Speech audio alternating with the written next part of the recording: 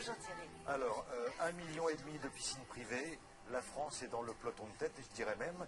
C'est le deuxième pays. Équipé, 1,6 million piscines privées en France. Donc on aime bien la piscine, on a raison. Bon, ce qu'il y a, c'est qu'il y a encore des idées reçues qui naviguent, c'est le cas de le dire, autour de la piscine, notamment pour tout ce qui concerne l'entretien. On s'imagine à tort que c'est quelque chose de très astreignant et de coûteux. Par exemple, selon une enquête récente, on s'imagine que ça va coûter dans les 1 000 € par an d'entretien. Eh bien non, c'est la moitié. En gros, c'est entre 400 et 600 € selon la dimension de la piscine par an, évidemment. Et vous en avez pour une petite demi-heure par semaine d'entretien aujourd'hui, car ça va encore évoluer. Oui, parce qu'il faudrait avoir un petit, je sais pas, un petit manuel, quelque chose qui vous explique comment faire. Eh bien, c'est fait. C'est fait. On a la Fédération des professionnels de la piscine qui vient d'éditer un carnet de bord, comme dans une voiture, où on vous explique les bons gestes, ce qu'il faut faire, ne pas faire, quand, comment. Et puis vous pouvez toujours demander conseil de toute façon à votre piscinier, en sachant que ce carnet, vous le trouvez soit chez votre piscinier, soit eh bien, vous contactez tout simplement la fédération et elle distribue ce petit carnet de bord. Donc ce que je vous propose, eh c'est tout simplement de faire un petit point visuel sur la façon dont on doit entretenir une piscine. Regardez, c'est assez simple et ça évoluera encore dans les années à venir, puisque plus ça va, plus les pisciniers travaillent sur l'automatisme. Donc nous allons avoir une piscine qui se nettoie toute seule prochainement.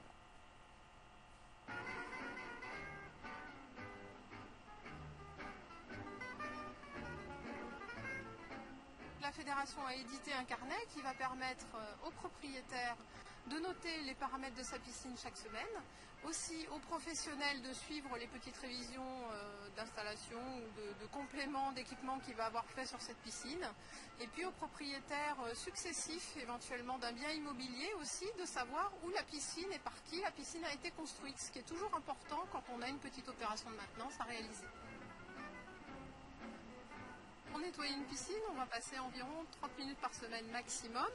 On va commencer par retirer les grosses impuretés à l'aide de l'épuisette, les feuilles, les petits morceaux de terre. Ensuite, on va nettoyer la ligne d'eau avec une éponge non abrasive et un produit spécial qui va permettre de ne pas abîmer la piscine, mais de retirer facilement les impuretés qui sont à la surface de l'eau. Et ensuite, pour nettoyer le fond du bassin, on va utiliser soit un balai manuel, soit un robot automatique qui va faire le travail à votre place. Ensuite, on va nettoyer ce qu'on appelle le panier des skimmers. Les skimmers sont les petites fenêtres qui sont juste à la hauteur de l'eau dans une piscine familiale, qui vont permettre de faire passer l'eau à l'intérieur du système de filtration. Et donc le petit panier du skimmer qui est sur la plage de la piscine, on va le retirer, on va le vider de ses feuilles et on va le remettre en place tout simplement. Pour la qualité de l'eau, on va vérifier soit avec des petites bandelettes, avec des petites pastilles, avec une petite trousse d'analyse. On va vérifier le taux de pH, l'équilibre de l'eau et le taux de désinfectant dans la piscine. Ensuite, en fonction des résultats, on va réintroduire des produits nécessaires à l'équilibre de l'eau et puis au bon traitement de l'eau. Et bien sûr, n'oubliez pas de vérifier l'encrassement des filtres et de les nettoyer si besoin. Chaque semaine, on va aussi vérifier que le niveau de l'eau est au bon endroit, c'est-à-dire aux 2/3 des skimmers si on a un skimmer, et puis au niveau du débordement si on a un débordement. Et on va vérifier aussi que les petites bulles de refoulement à l'intérieur de la piscine sont bien en train de frémir, ce qui veut dire que l'eau va bien circuler dans le bassin. Parce qu'une piscine, on va garder son eau toute l'année, on va vider éventuellement 1/3 du bassin tous les ans, mais on ne vide jamais intégralement une piscine tous les ans.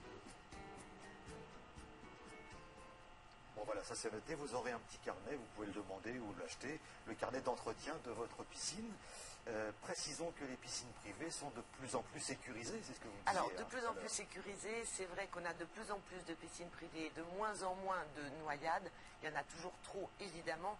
On a déjà une loi qui impose un dispositif de sécurité réglementaire, il y en a 4. Vous avez la barrière, l'alarme, la couverture de sécurité et l'abri.